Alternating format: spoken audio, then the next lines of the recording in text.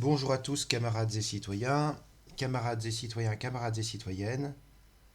Aujourd'hui, nous allons parler d'un article de l'Impertinent 93.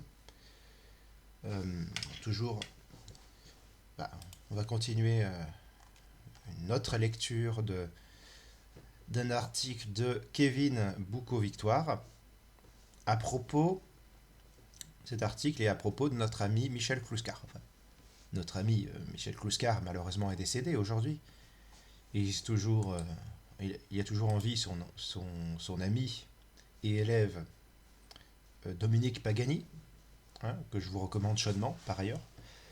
Euh, et donc, on va commencer cette lecture d'article. Alors, qui s'intitule Clouscar, trajectoire d'un visionnaire solitaire, et qui date du 30 décembre 2013.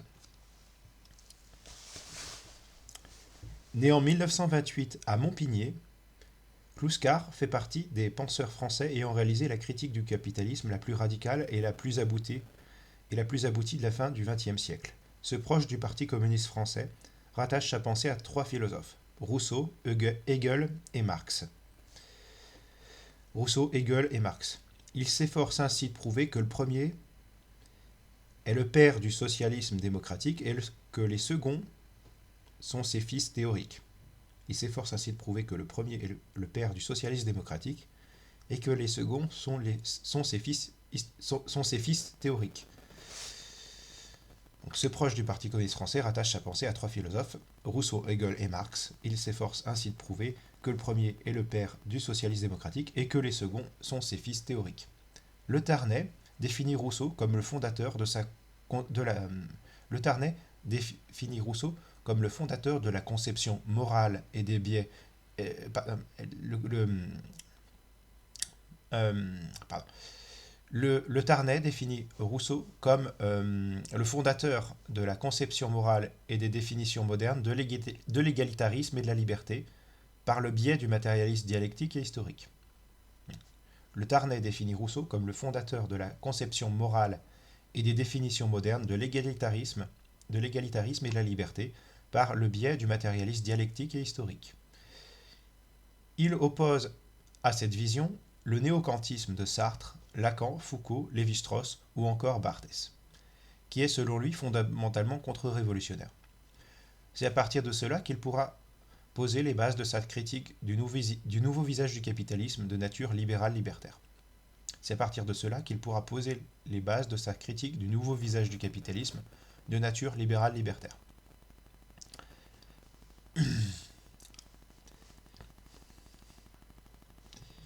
Mai 68, tout est permis, mais rien n'est possible.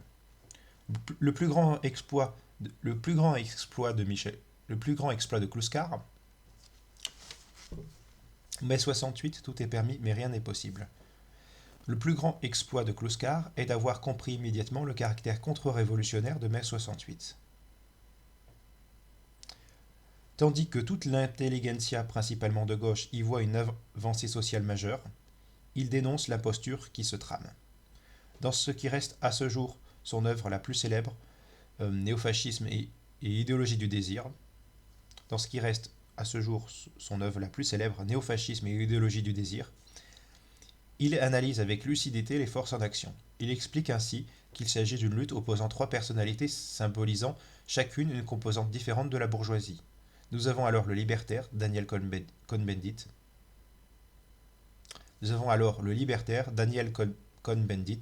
De Gaulle dans le rôle du conservateur. Nous avons alors le libertaire Daniel Cohn-Bendit, De Gaulle dans le rôle du conservateur, et Pompidou dans la peau du libéral débonnaire.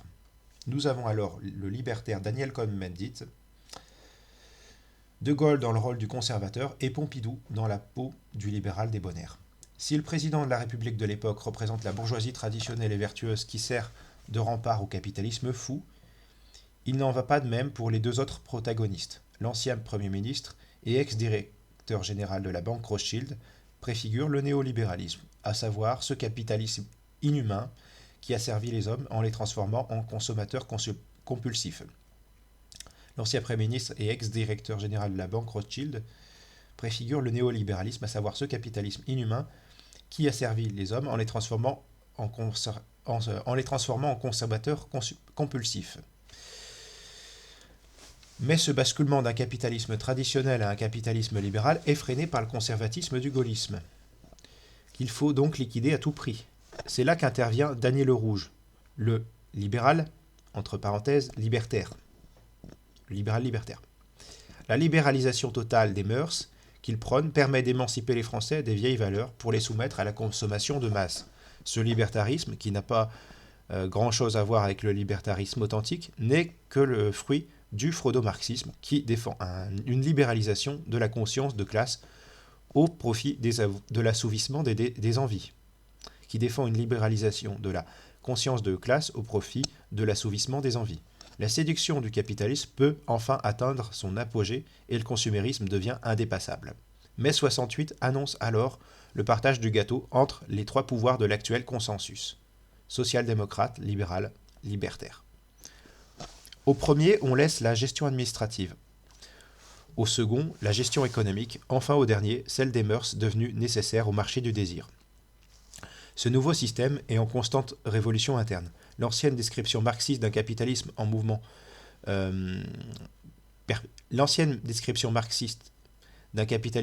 perpétuel et détestant la stabilité est plus que jamais d'actualité. L'ancienne description marxiste d'un capitalisme en mouvement perpétuel et détestant la stabilité est plus que jamais d'actualité. Le retour à l'État-nation. L'autre bataille du philosophe, bien moins connue, est celle de la défense de l'État-nation. Sur le sujet, il se place plus du côté de Rousseau et de Hegel que de Marx. Comme le premier, il pense que l'État est le seul légitime pour maintenir la liberté et l'égalité des citoyens. Comme le premier, il pense que l'État est le seul légitime pour maintenir la liberté et l'égalité des citoyens. Comme le second, il pense que l'État-nation est une construction historique indépassable. Comme le second, il pense que l'État-nation est une construction historique indépassable. Conscient du lien inaltérable entre l'infrastructure économique et l'environnement économique qui fondent ensemble la seule superstructure protectrice, conscient du lien inaltérable entre l'infrastructure économique et l'environnement économique qui fondent ensemble la seule superstructure protectrice, le capitalisme ne peut être soumis que par le contrat social citoyen qui met en relation toutes les composantes de l'économie. Depuis la Révolution de 1789, les grandes avancées n'ont pu être obtenues que par l'État-nation. Son dépassement n'est donc pas souhaitable. Le capitalisme libéral ne s'exprime dans sa forme moderne qu'à travers la mondialisation et l'Union européenne qui détruisent toutes les marges de manœuvre économique. J'imagine qu'il y a eu une coquille qui a voulu dire marge de manœuvre économique. Qui détruisent toutes les marges de manœuvre économique. Voilà pourquoi Kluskar va s'engager contre Maastricht et pour le retour de la souveraineté nationale, comprenant encore une fois avant tout le monde le danger de la monnaie unique. Il ne sera que trop peu écouté. Intellectuel très en avance sur son temps, Michel Kluskar aura été trop marginalisé au sein de son propre camp, qui lui aura toujours préféré les fils du néo-kantisme. Sûrement le signe que le libéralisme a gagné, au sein même de la gauche dite entre guillemets antilibérale.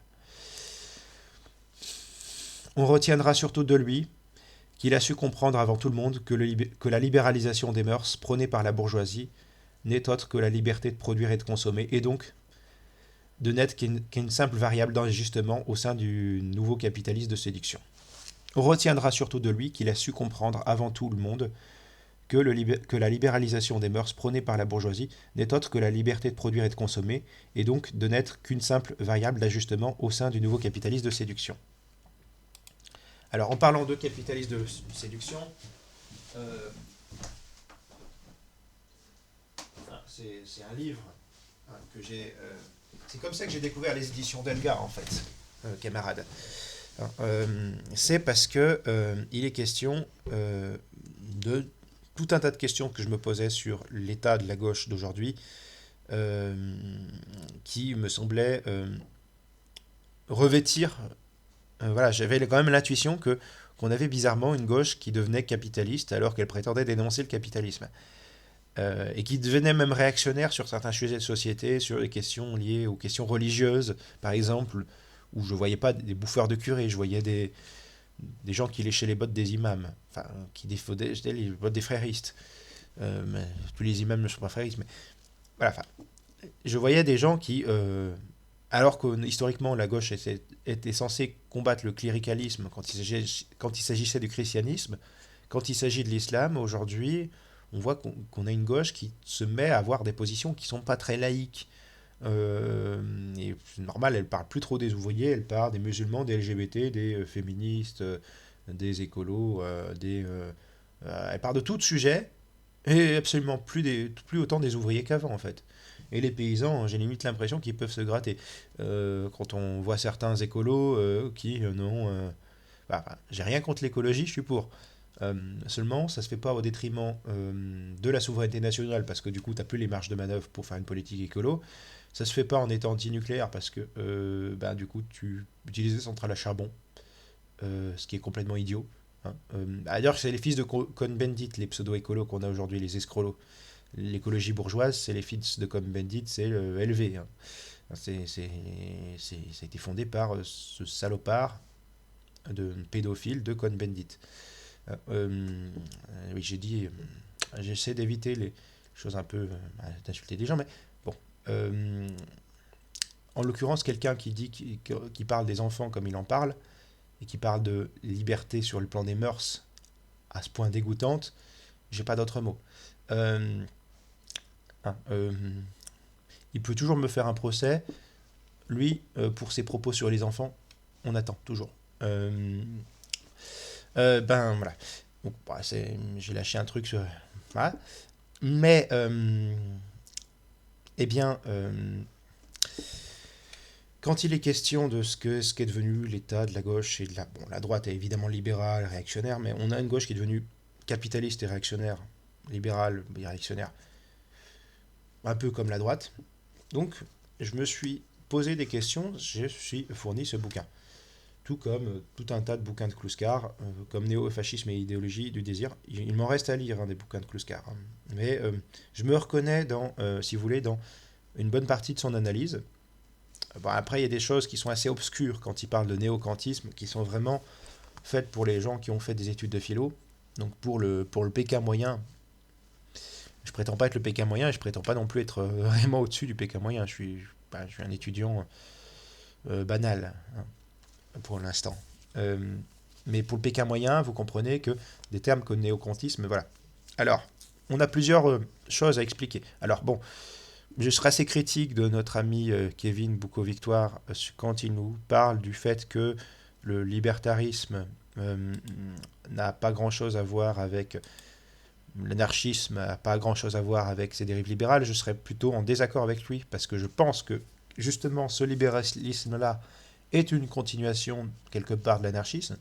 Alors il y a des différences évidemment avec l'anarchisme historique, mais le côté, si vous voulez, libéral de l'anarchisme est évident quand on voit que les anards ne veulent pas de frontières, veulent abolir les frontières, abolir l'État et s'opposent du coup à l'intervention de l'État en économie, s'opposent à l'idée de frontières. Bon, qui est-ce que ça arrange la fin des frontières? Les libéraux.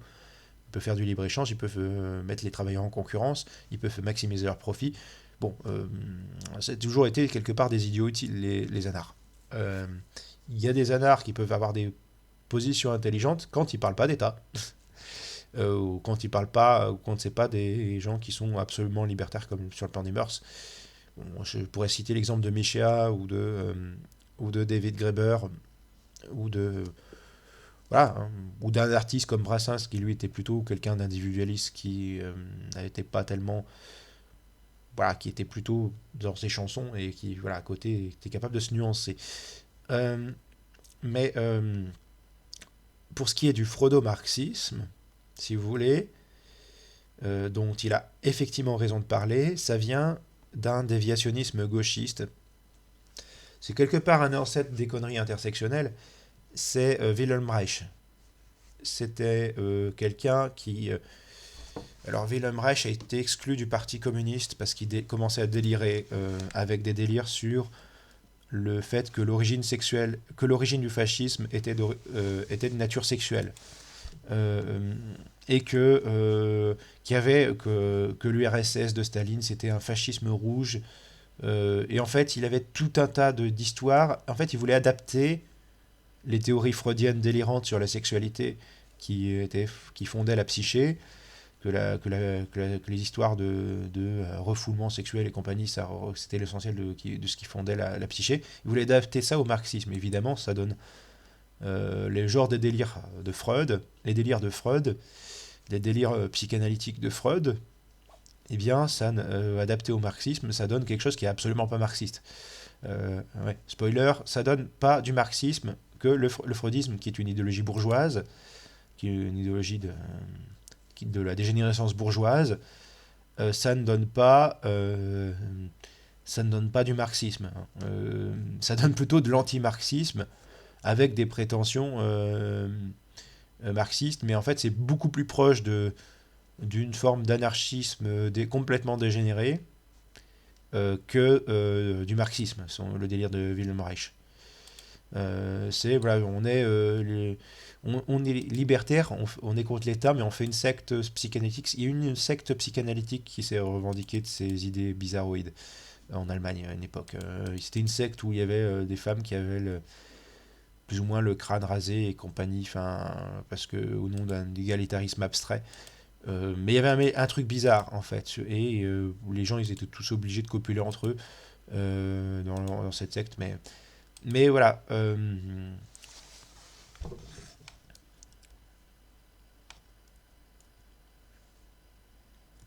Mais voilà, c'était.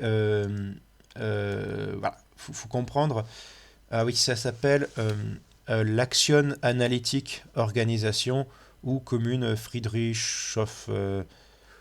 C'est un délire complet du freudo-marxisme, qui est une idéologie bourgeoise complètement tarée, hein, idéologie anarchiste, donc une idéologie bourgeoise.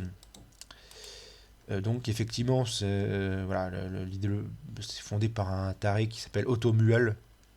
Enfin, je sais pas si je prononce bien l'allemand, mais euh, voilà, c'est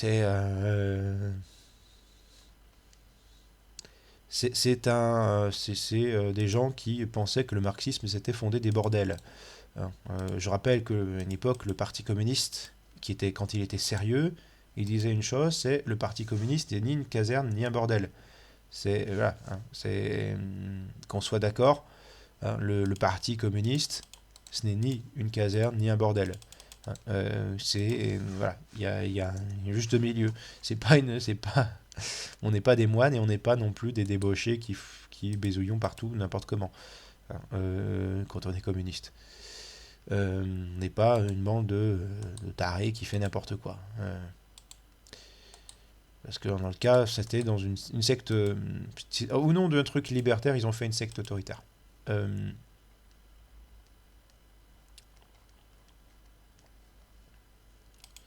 La commune Friedrichshof. Mais voilà, c'est. Alors je vais essayer de vous trouver un lien qui en parle. Euh,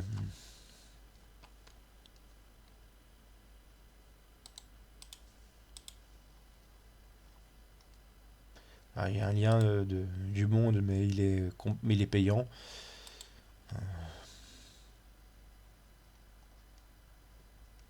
Bon, vous avez un article Wikipédia, mais bon, l'Action Athletic Organisation, mais c'est bon.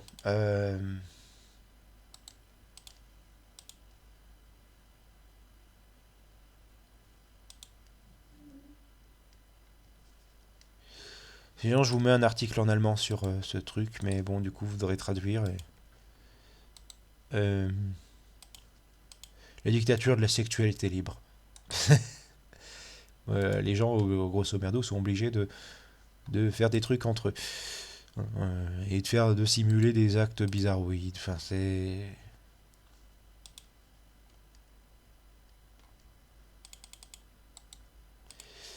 Voilà, c'est pas étonnant que ce genre de choses, ça sert les capitalistes. Ils peuvent nous dire, gardez les cocos, c'est des tarés, et en même temps, c'est le genre de gens qui sont pas du tout communistes, qui défendent juste l'extension des marchés au niveau.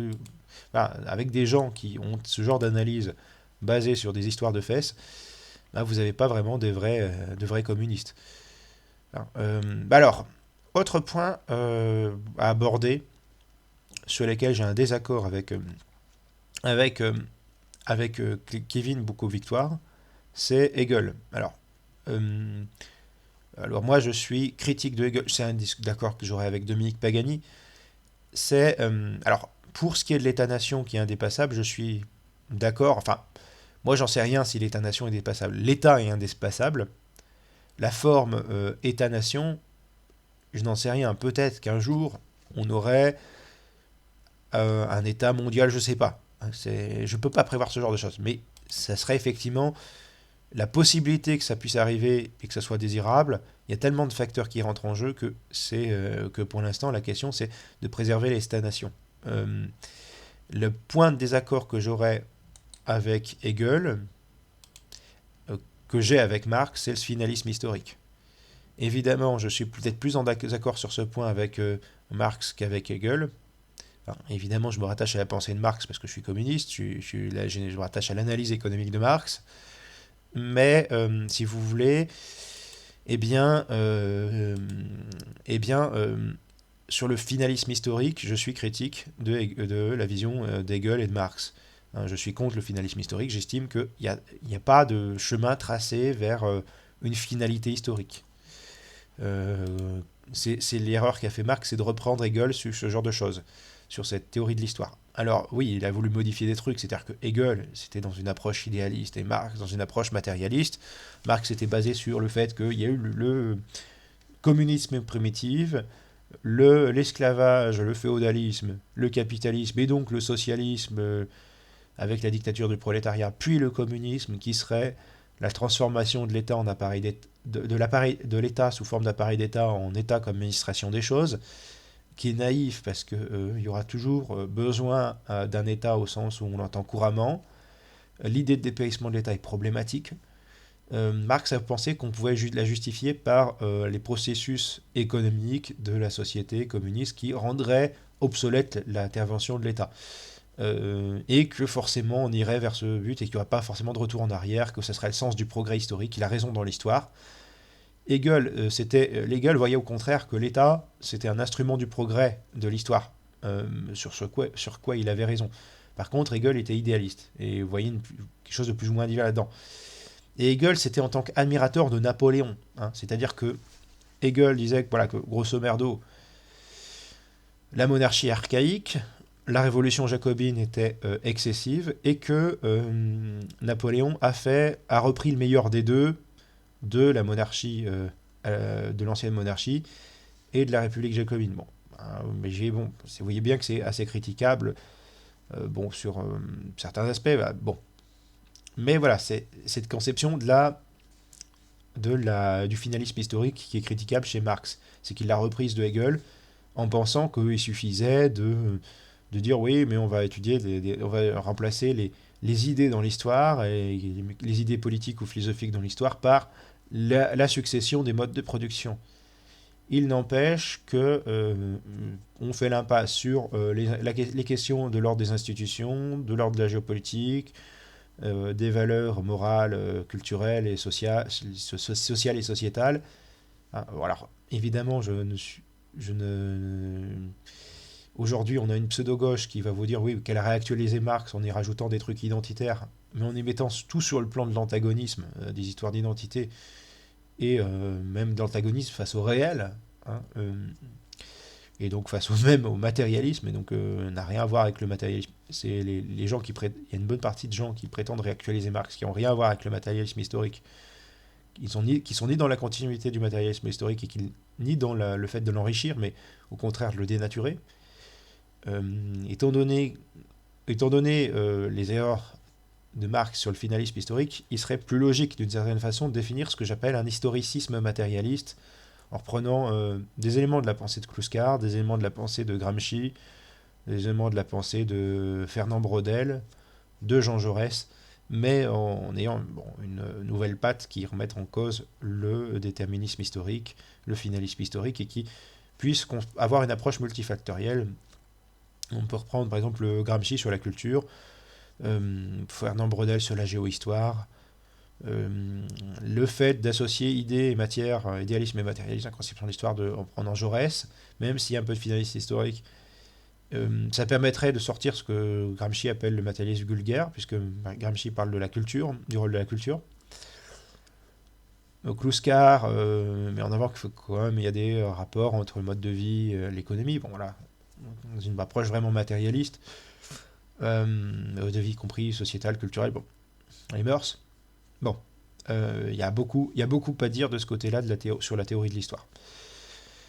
Hein, sur les gens qui parlent de matérialisme dialectique historique, il faudrait qu'il y ait un travail intellectuel sur ce sujet.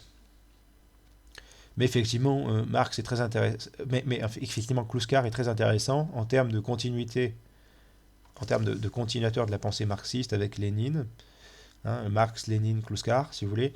C'est vraiment la continuité de la pensée marxiste. Et Kluskar est intéressant dans son approche des choses, puisque effectivement, il est vraiment dans une approche marxiste quand il parle de ce marché du désir. En fait, il parle de l'extension de nouveaux marchés, c'est vraiment dans la logique du capitalisme qui s'étend comme un cancer, hein, l'analyse de Kluskar, qui est une analyse, qui est une critique du libéralisme intelligente, qui est vraiment une critique intelligente du libéralisme, que certains ont caricaturé, bien sûr, est vraiment intéressante, cette critique, la critique que fait Kluskar du libéralisme, que fait Marx aussi du libéralisme, du coup, mais Kluskar et justement, comme Lénine, sont dans la continuité de Marx. Donc, Kluskar est effectivement dans la continuité de Marx sur la critique du libéralisme. Alors aujourd'hui, il y a Michéa qui peut faire une critique intéressante de ce qu'on appelle le libéralisme culturel, prendre avec des pincettes parce qu'il nous sort des trucs anards bizarroïdes ou il nous sort qu'il est conservateur, mais il n'est pas inintéressant néanmoins. Hein, je ne suis pas sûr de trouver forcément des sources géniales sur l'histoire de freudo-marxisme. Mais bon, je verrai ce que je peux vous trouver dans les sources. Je vous mettrai évidemment l'article de Kevin Bocco-Vectoire en description. Et donc, du coup, il reste une chose à dire. On parle de produits à être consommés dans le texte. Hein, et qu'on parle de la pensée de Kluskar. Il y a une chose à préciser, effectivement, sur le consumérisme.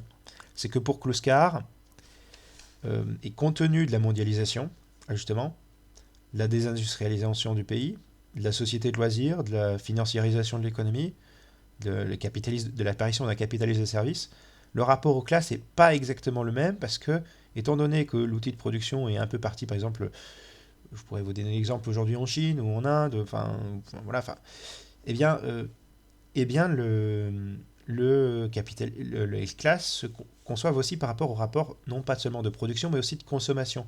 La bourgeoisie étant la classe de celle qui consomme plus qu'elle ne produit, et le prolétariat de celle qui produit plus qu'elle ne consomme. Alors, effectivement, vous avez les gens qui sont sans emploi, qui sont chômeurs, ou qui ont besoin de l'assistance sociale, mais voilà, qui sont quand même du prolétariat. Il y a des choses à signer, mais ouais, il y a aussi les gens qui produisent une valeur sociale et plus qu'une valeur strictement marchande, comme les travailleurs sociaux, les enseignants. Bon, faut pas avoir une vision purement producériste qui baserait tout sur productiviste qui baserait tout sur la production. Mais sans la production, on n'a pas grand-chose. Hein. Les personnes qui nous parlent de décroissance et qui vont juste importer des trucs dans notre pays, n'ont rien compris. Et justement, Kluskar n'est pas contre la société de consommation. Ça, c'est radicalement faux. Kluskar est pour la société de consommation, mais il dit que c'est un mensonge dans le cadre de la société capitaliste, puisqu'il y a justement une différence entre ceux qui produisent plus qu'ils ne consomment et ceux qui consomment plus qu'ils ne produisent. Et donc la société de consommation, la vraie, ce serait le socialisme, ce serait le communisme, ça serait la propriété collective des moyens de production en fait, parce que si les travailleurs ont la main sur l'économie, il n'y a plus une division de classe entre ceux qui produisent plus qu'ils ne consomment et ceux qui consomment plus qu'ils ne produisent. Si c'est les travailleurs qui ont la main sur la production et donc sur la consommation. Voilà. Donc Kluskar n'est pas en soi contre la consommation. En revanche, il remarque que le capitalisme utilise la consommation ludique, marginale, libidinale pour et bien justement asservir d'autant plus en fait, pour aliéner d'autant plus les masses populaires. Il remarque l'américanisation de la France, le soft power américain, le plan Marshall. Il remarque l'existence du flipper où vous mettez une pièce pour pouvoir encore jouer. Les mécanismes d'addiction, tout ce qui est de l'ordre de sexe, drogue et rock'n'roll, eh bien, Kluskar, dans la continuité de Marx, le critique. Le critique sans dire qu'il faut tout restreindre et être un conservateur et être contre toute liberté sur le plan là, mais en disant que attention, attention, c'est un débauché pour le capitalisme. Ça, cette culture de la jeunesse, de la rébellion, de la subversion, de la transgression, cette culture de la transgression, c'est tout sauf de la subversion. Cette culture de la transgression, c'est tout sauf de la subversion. Il y a la transgression, hein, je pisse contre un mur, et il y a la subversion, je remets en cause le capitalisme.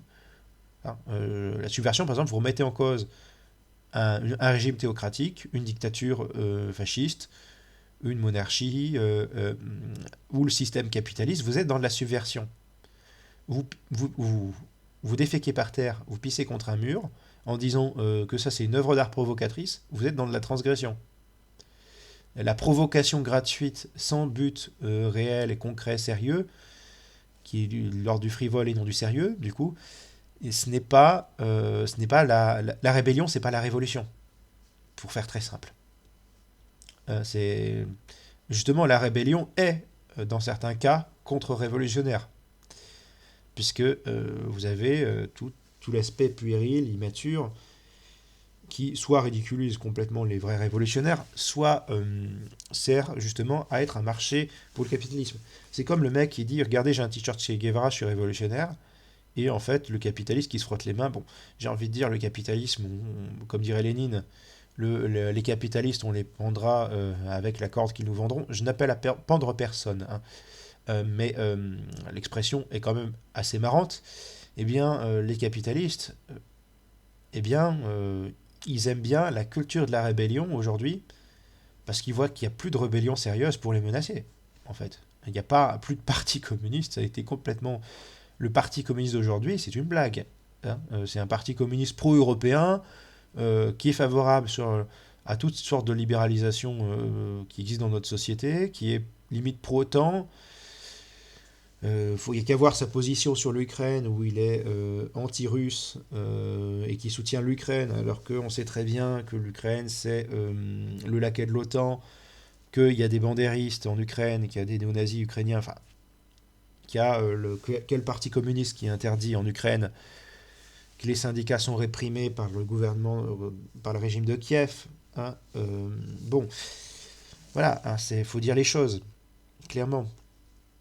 Hein, la bourgeoisie, elle est bien contente, hein, de voir une gauche qui est libérale libertaire. Hein, une gauche libertaire qui devient du coup libérale par à coup, elle est bien contente. Elle est bien contente d'une gauche antinationale, d'une gauche entre guillemets progressiste en fait, qui fait juste du néolibéralisme culturel. Bon, voilà, c'est il nous refaut, il nous refaut, enfin, il nous faut de nouveau, pardon, des gens comme Kluskar, des gens de la trempe de Kluskar. Alors, il y a certainement des choses à critiquer chez Kluskar. Je pourrais vous dire qu'il y a certainement des choses à critiquer chez Kluskar, des choses qui sont critiquables, largement améliorables, mais c'est un penseur extrêmement intéressant et c'est une grande référence à avoir. Au même titre que Lénine, que Jean-Jacques Rousseau, que Jean Jaurès, que Gramsci, que, euh, que, euh, que aussi un bon nombre de révolutionnaires français comme Robespierre, Saint-Just, Couthon, Hébert, Babeuf, hein, au même titre qu'un grand nombre de socialistes, de marxistes, comme De Leon, Connolly, Gramsci, Che Guevara, Sankara, Paul Langevin, Benoît Frachon, et j'en passe, hein, il y en a tellement. Mais c'est une grande référence à avoir. Dans la continuité, je pourrais vous recommander quelques peu Michéa avec un en gardant votre esprit critique et un certain recul critique sur Michéa, mais il peut être intéressant. En vous intéressant aussi d'un point de vue géographique aux travaux de Christophe Guilluy sur la France périphérique, sur la question de la progression du vote RN, et là où des gens votaient pour le Parti communiste ou le Parti socialiste. Ça peut, voilà, et voilà, une certaine critique à faire du politiquement correct et tout un tas de choses à faire aujourd'hui. Voilà. Donc, sur ce, camarades et citoyens, camarades et citoyennes, je vous souhaite de prendre soin de vous. Raison d'égalité, camarades, nous vaincrons.